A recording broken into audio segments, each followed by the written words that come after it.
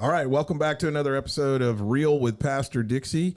Today I'm in studio with Dr. Margot Bush. I've got Pastor Dixie Pebworth, and I am David Harrelson, and we're going to toss it to Margot Bush right now for the introduction of the topic. Yeah, today, Pastor Dixie, we want to talk about why people become addicted and how to help them, because Wings of Freedom and everything that you have done over the past, 20 years, longer than that, is help people that have been addicted, coming out of homelessness, coming out of incarceration, and how to help them, because I believe that, I know, just even in my seat, we all don't know really how to help people that are addicted, and how to get them through that process, how to love them through that process, and how to keep them free. So, first of all, I want to ask, why do people get addicted? Why? What is the problem? I know there's an internal problem. I know there's an outward problem that doctors are given too much painkillers and then kids get addicted, but there's more than that. Well, there's could be a combination of things that causes people to get addicted. First off, one of the things you got to realize is no one sets out to get addicted to drugs or addicted to alcohol. No one sets out, I want to become addicted. No one does that. There's a couple of things you got to look at. You can go back and look at the generational curses. I mean, it's proven over the years that if you have an alcoholic parent or an alcoholic mother or father, that in that there's a likelihood that you can become an alcoholic because as well. they see it. Because they see it, they grow up in it, they live with it. They swear up and down they'll never become like their mom and daddy, but the next thing you know, they become just like their mom and daddy, because they don't do what their parents say, they do what their parents do. Right. And in that, they process into it. Now, all addiction, no matter what it is a process into or in a process out of. You have to understand, no one woke up one day and said, I want to be addicted. So what happened is their life began to create habits in their life to where they was doing the drug on a daily basis. And or most people start out, they go out for a drink on the weekend, and they go out for a party or something, and they maybe do a little weed, or they do a little bit of drinking and stuff like that, and they enjoyed it, so they go out the following week. The next thing you know, they're not waiting until the weekend to do it. They're going out, on Thursday, and then they're going out on Wednesday.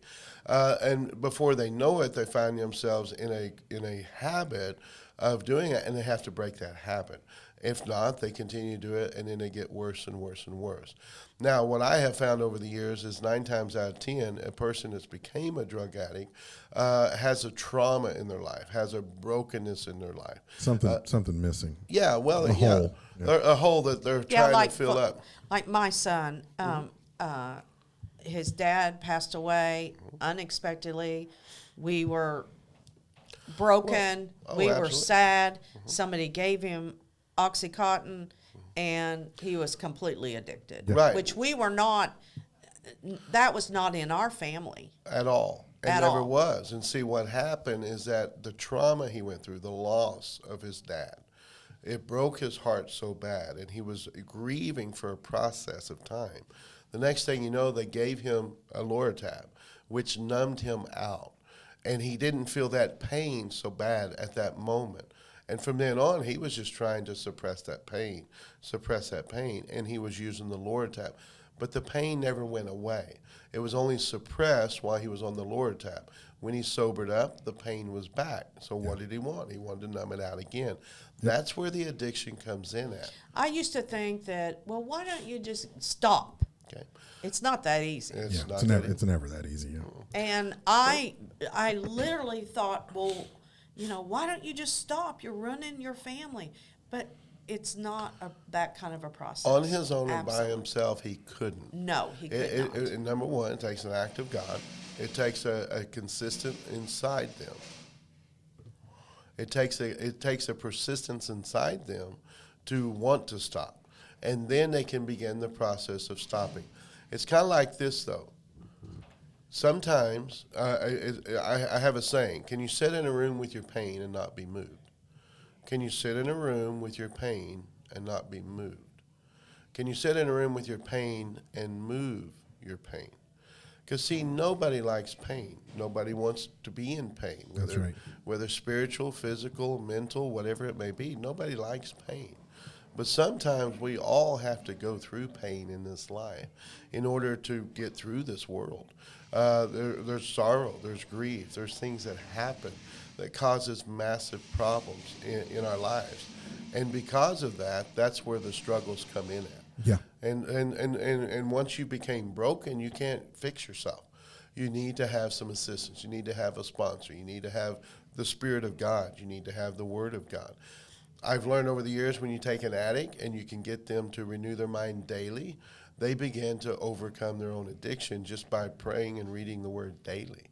But it's a process. Yeah, because the power of the Word of God helps you fight from the inside out. Exactly. That was what It's spiritual helped. Oh, that's what helped my son, because he was raised in the Word, and he says, even to this day, it helped fight for him. Correct. And that's what Wings of Freedom is about, is getting the Word in them. That's why they're able to fight through it. Exactly. No, I think that's especially true when you're dealing with a chemical that forms a physiological or physical addiction as well, like heroin. Oh, yeah. Okay, if somebody's addicted to heroin, they can't just stop. It might kill them It could kill them. if they stop. So they have to physically go through a process to wean their body off of that chemical. So it's not just a mental exercise. And then I have heard that once you go through it and you're off it, then and you get back on it, you never want to go.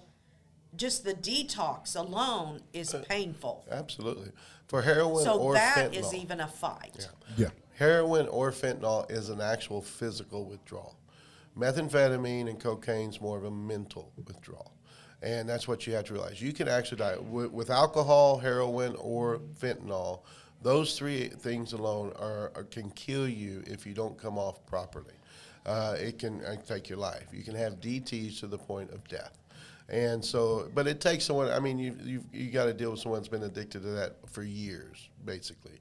But then when they go through the DTs, it's painful, extremely painful, and they don't want to go through that. Oh, wow. And especially if they've been through it once, and then they fall down again, they use again, and they start using permanently again. To go through it a second time, it's almost, it's like having to be crucified and going all over again. I've heard people say they'd rather die. Yeah.